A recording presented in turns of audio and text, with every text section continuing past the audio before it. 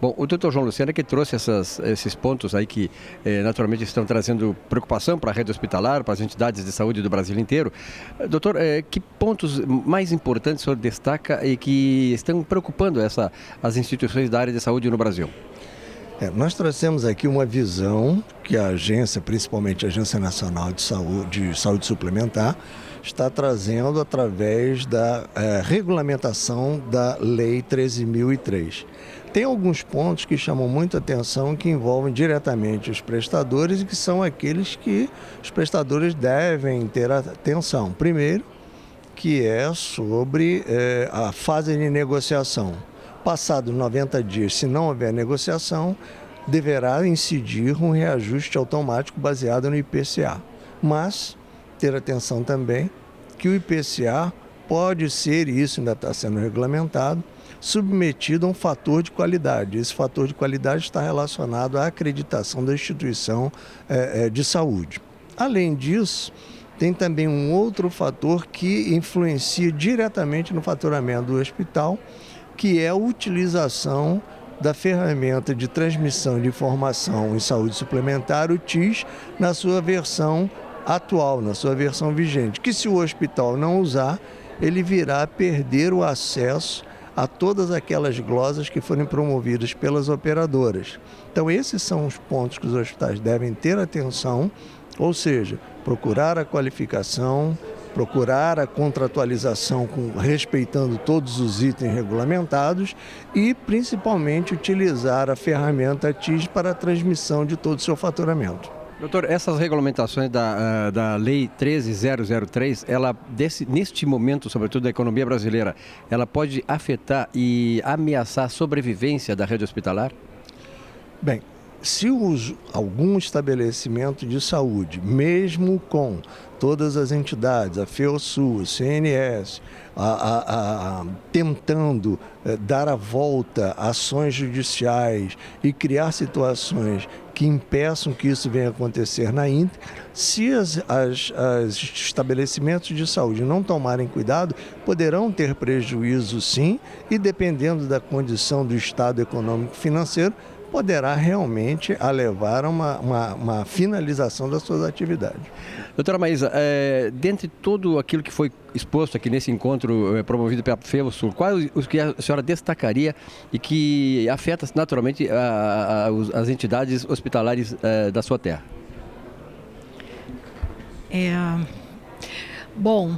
Dentro desses problemas, o que mais afetaria é exatamente a falta de transposição de margens dos materiais e medicamentos para as taxas e diárias, tá? Que é algo que está aí pelas inúmeras interferências da ANS para acontecer. Tá? Isso tem trazido que tipo de problema para a rede hospitalar? A incapacidade de sobrevivência. Ainda mais uma crise dessas, né? Exatamente. E a questão da segurança do paciente?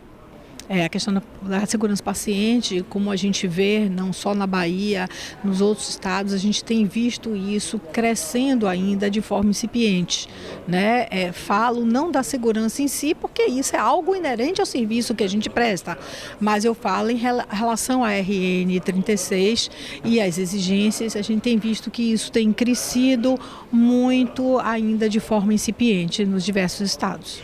Doutor, um grande abraço, saudação aos nossos amigos baianos e as baianas. Obrigada também pela recepção que tivemos dos gaúchos. Doutor Brasileira, desse encontro aqui promovido pela FEOSUL, o que o senhor destacaria de mais importante nesse estudo e nessa regulamentação da Lei 13.003 que está afetando, inclusive, a própria sobrevivência dos hospitais? Eu destaco como um ponto fundamental a análise dos contratos existentes entre a operadora e os prestadores de serviço e os novos contratos que necessariamente terão que ser revistos dentro do novo espírito da lei. Os hospitais e clínicas e laboratórios necessariamente terão que fazer uma avaliação criteriosa desse contrato e, em cima disso, buscar uma solução de um novo encaminhamento junto com os prestadores, junto com as operadoras. E que outros aspectos dessa lei está preocupando o segmento? O que está nos preocupando sobremaneira é um chamado fator de qualidade que a ANS quer aplicar para os prestadores de serviço, diminuindo ou criando um deflator para aqueles que não têm acreditação hospitalar.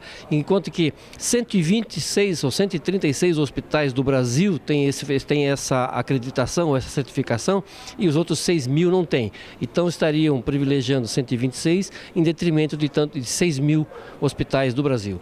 Doutor Beno, muita discussão sobre essa lei 13003. Na sua avaliação, o que mais preocupa o segmento? Os hospitais, alguns hospitais estão se preparando para essa lei. E outros hospitais parece que eles estão vivendo em outro mundo. Acho que não vão ser atingidos. Estou esperando que alguma coisa que caia do céu que se resolva por si só. Eu acho isso muito preocupante, porque vai levar a quebradeira, né?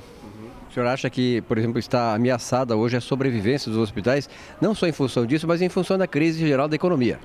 Sim, porque as operadoras vão perder, com certeza, clientes. Isso vai diminuir a receita e, consequentemente, o nível de glosa em cima dos hospitais aumenta e a gente vai pagar o pato, né? O senhor acha que está faltando, então, um pouquinho de união e de percepção melhor da rede hospitalar por seus líderes para, de repente, mudar esse quadro? Eu vou um pouco mais longe. Eu acho que não só os líderes, mas tem muita gente que é dona do hospital. E esse pessoal que é dono do hospital não percebeu que ele é um empresário. Ele quer ser o dono do hospital, mas ele não quer sair do consultório. Ele acha que o hospital vai sozinho. O hospital é uma coisa extremamente complexa que tem que ter uma administração em cima. É como no setor primário, né? É o olho do dono que engorda o boi. Com certeza. E não temos mais espaço hoje para dizer assim, olha, minha diária custa mais ou menos tanto, o meu hospital tem uma taxa de ocupação, sempre está cheio. Não, a gente tem que ter número. Se não tiver número, a gente não consegue administrar. Aí é fantasia. Exatamente. A doutora Patrícia Ruas é diretora comercial aqui do Hospital Mãe de Deus, que é um padrão de qualidade no Rio Grande do Sul e no Brasil. Doutora, em que medida esta lei 13003 da ANS afeta o seu hospital?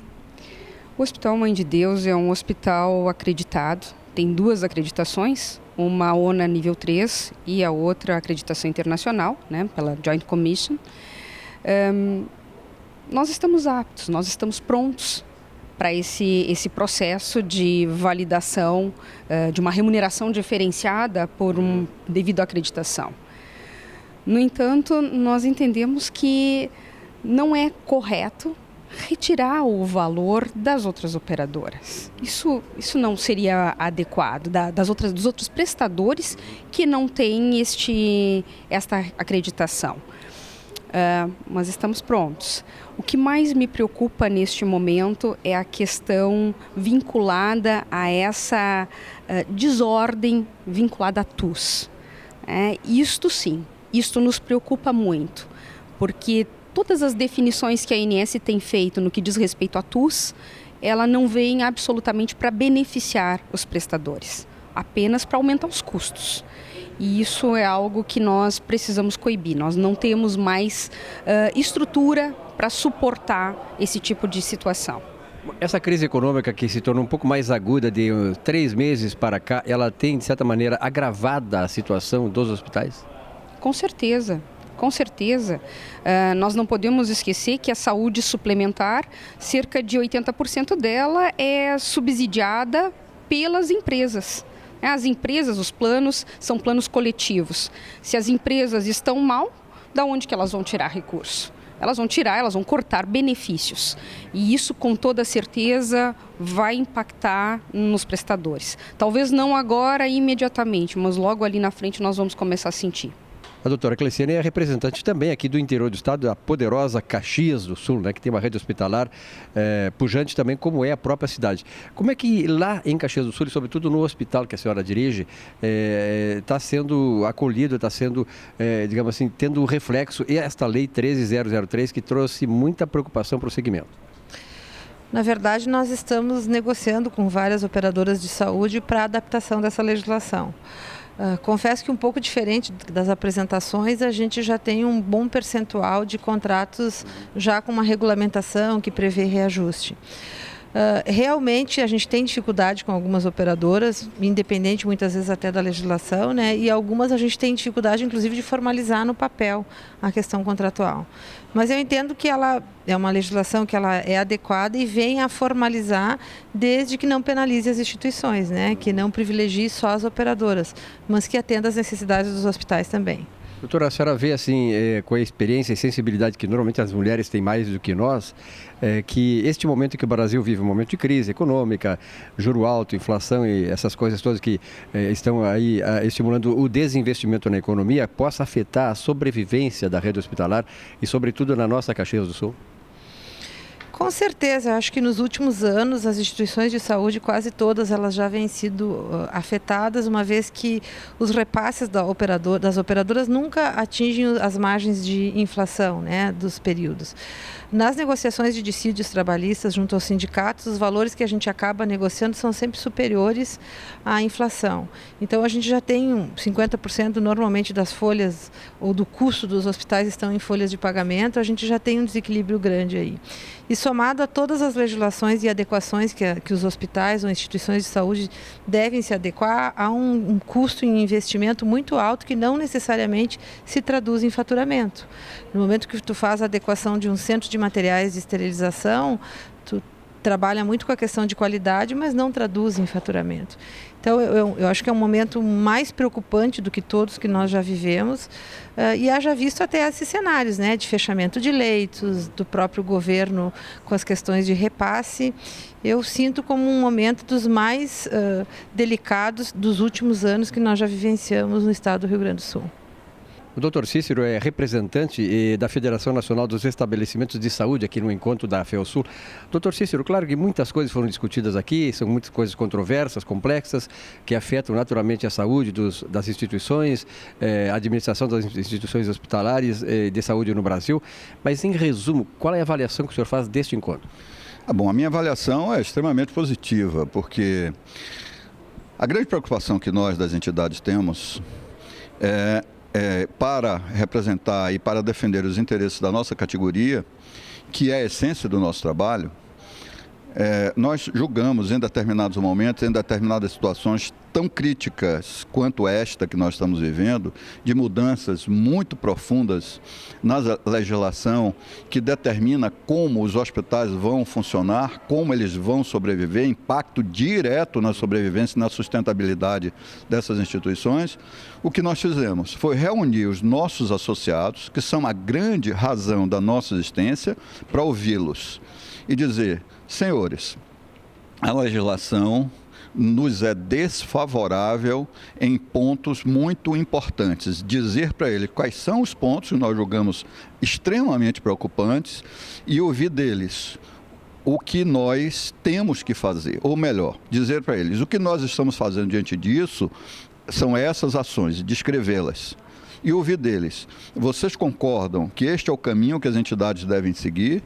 É continuar neste caminho, neste tipo de defesa desses interesses que estão sendo extremamente prejudicados por essa nova legislação?